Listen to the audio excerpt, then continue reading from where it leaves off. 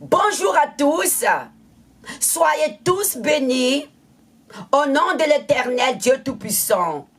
Dieu, il nous a fait grâce encore une fois d'attendre sa voix à travers sa parole. Nous allons méditer ensemble dans Genèse chapitre 14, verset 14.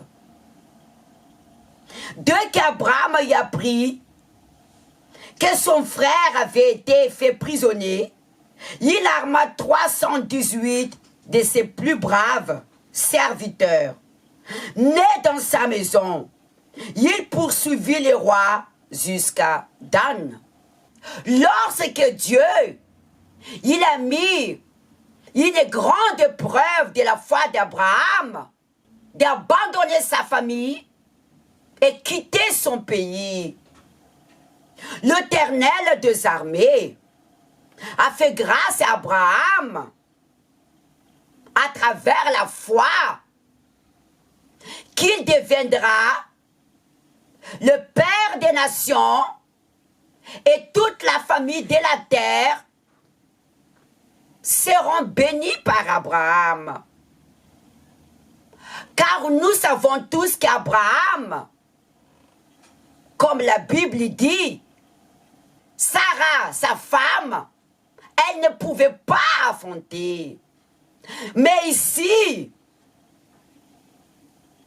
Abraham, dans ce passage que nous venons de lire, il a reçu une mauvaise nouvelle que son frère a été prisonnier par les ennemis. Abraham, c'est pas un homme de prière, mais c'est un homme de foi dans l'action. Dès qu'il a entendu cela, Abraham, il a tout de suite compris que c'est le temps d'agir. Amen. Le Dieu d'Israël, il nous fait comprendre à travers ce message, c'est que dans la vie, il y a le moment de prier, il y a le moment d'agir. Nous continuons à lire la suite. Verset 15. Il divisa sa troupe pour attaquer de nuit, lui et ses serviteurs.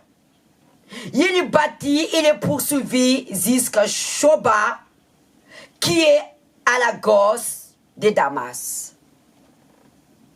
Abraham, il était un homme déjà béni avant qu'il a reçu la vocation de Dieu de quitter sa famille et son pays.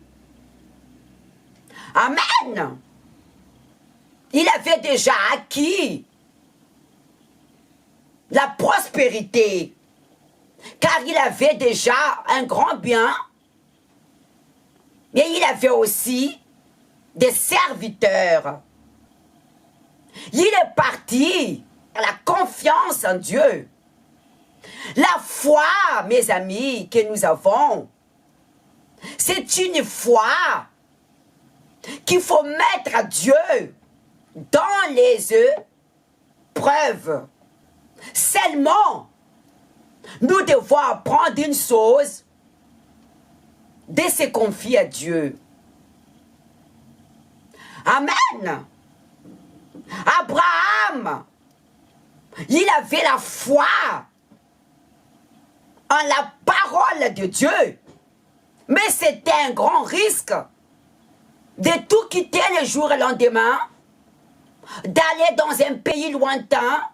Mais Abraham, il était déterminé de poursuivre son objectif. Et l'objectif d'Abraham, de honorer Sarah, sa femme, qu'elle était stérile depuis très longtemps. Cette situation a affligé beaucoup Abraham. Nous continuons à lire la suite. Verset 16. Il ramena toutes les richesses. Il ramena aussi Lot, son frère, avec ses biens, ainsi que les femmes et le peuple. Amen. Abraham est revenu un grand vainqueur. Il était déterminé de sauver sa famille. Mais Abraham, il n'a pas seulement sauvé sa famille, mais il a libéré aussi les âmes qui étaient emprisonnées par Satan. C'est-à-dire, il y avait d'autres personnes. Dieu a plu la foi d'Abraham. Car la foi d'Abraham a été une foi agressive et déterminée. Dans un sens, il n'avait pas le temps à perdre. Il était déterminé, il a pris une décision d'aller à la rencontre de ses ennemis.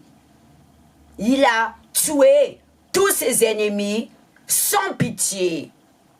Le message que Dieu veut nous transmettre, bien-aimés en Jésus-Christ, Dieu, nous devons montrer à travers la foi déterminée et agressive.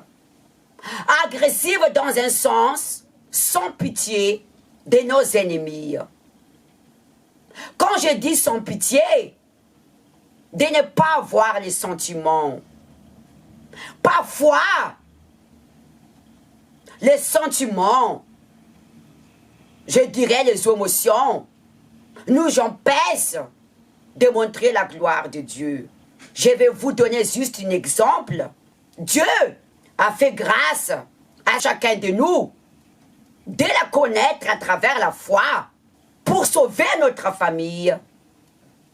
Mais parfois, cette foi a mené à prouver des épreuves au sein de notre famille. Par exemple, si vous avez de la famille qui n'arrêtait pas de persécuter votre foi en disant « Tu crois en Dieu, mais tu n'es pas toujours marié. Tu crois en Dieu, tu n'as pas de travail. Tu crois en Dieu, mais tu es tout le temps malade. » Cela nous afflige parce que ça nous touche. Mais nous devons se valoriser face à ces paroles qui sont très négatives, de les affronter dans la foi à travers notre témoignage. La foi agressive, c'est de ne pas mélanger avec les sentiments, mais en gardant cette foi, en gardant le cœur.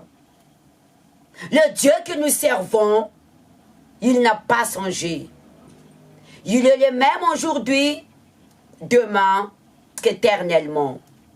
Agissez votre foi, en se confier à Dieu et protégez votre cœur. Et croyez à la victoire de Dieu. Soyez tous bénis. Je vous souhaite une semaine d'action. À la prochaine fois. Au revoir.